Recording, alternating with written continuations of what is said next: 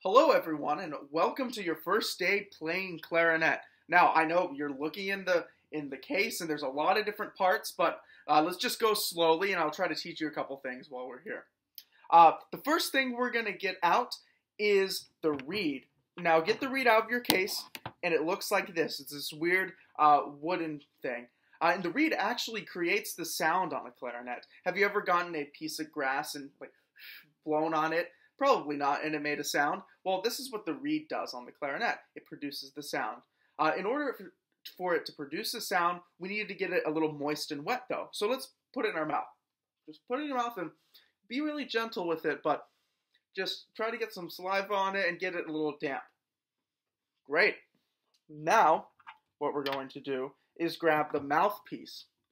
This is the mouthpiece. It might look a little different from mine. But you can see how the cork is facing the bottom here.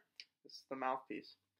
Now we're going to attach the mouthpiece to the barrel. The barrel is kind of like the mouthpiece, but it's the second smallest thing in the case. So it's not any of the two big pieces. So let's now carefully screw on our mouthpiece to our barrel. Now you might need to add some cork grease on to your cork if it's tight and it's hard to squeeze in there. It should just come in naturally. So here we go. So this is the mouthpiece connected to the barrel. Now what we're going to do is grab our last component and then we can make a sound. It's called the ligature. Now, class, what does the ligature do? That's right. It holds the reed to the mouthpiece and it helps create the sound. So what I like to do is put the ligature on first. Now the rule of thumb with a ligature is the screws always face right. Some ligatures will be different and the screws will be towards you, but if it's facing right, it's good. So now our mouthpiece barrel ligature combination looks like this. Let's go ahead and put the reed on. So what I like, my rule of thumb is, when you're sliding the reed on the mouthpiece like so, is you should just see a tiny sliver of black at the top. That's going to help us create a sound. So once we have the tiny sliver of black, do you see that? Good. Then we're going to unscrew the ligature, put it down just a tad, and then tighten it. Now don't, give it the Epler twist. Just tighten it a little bit. There we go. All right, so now we're ready to make a sound. Now this is when it gets a little complicated, and don't start yet, but just stay with me for the next couple steps. I want everybody to grab their pointer finger like this, and just put it on their bottom lip. Good. Now, slowly bring it over your bottom teeth. Just push it over. Do you notice how your bottom lip is supporting your bottom teeth? Imagine you're at home, right? Next time you do this, go home, lie down on your bed with the pillow behind your head. Once you do that, take the pillow out from behind your head. And you notice that difference? The pillow's kind of supporting your head, and then without the pillow, there's really nothing there. The pillow is our bottom lip. We're just supporting the reed. It's just gentle. Good. So we have halfway done with the embouchure. So bottom lip rolls over and supports the bottom teeth and the reed. And then our top teeth are just going to go on top of the mouthpiece. Like so. Let's try to create a sound. Just blow some air through. Good. Once we're comfortable with that, let's think of an E syllable. E.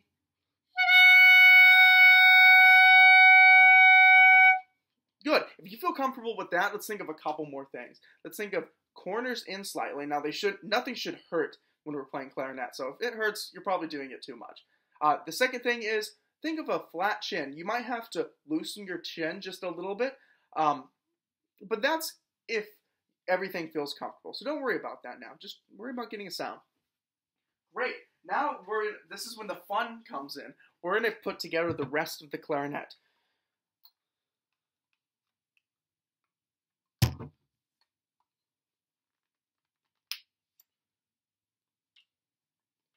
So what we're going to do is put the upper joint with the bottom joint. The upper joint has this weird metal key on the back, and you want to slightly grab both of them and screw it in. You don't want to press down on any of the keys too hard. Remember, there should be no force. You might have to put some cork grease on the cork, but just slide it in and they connect like this. It's like Lego pieces. Great. Then this is the bell, and we're just same thing. Slide it on the bottom. So the lower joint is where we want the bell, not the top where this weird metallic register key is what it's called. All right, we're almost there. There's only one more piece, which we already have assembled, and there's only one more place for it to go, which is on the upper joint. So we're just going to, again, slide it on right here. Perfect, and that's our clarinet. Before we really get going with it, let's just go over some ground rules we're going to put our hands, because, you know, if we play clarinet like this, we're only going to get one note, and that's no fun, just to play one note.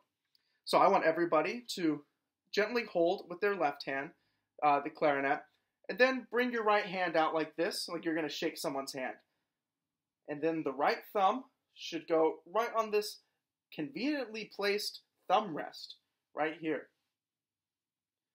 And you see your right hand, or right thumb, excuse me, is holding up the clarinet. Now we're going to put our left hand on 1, 2, 3. And our thumb is going to go on this key back here.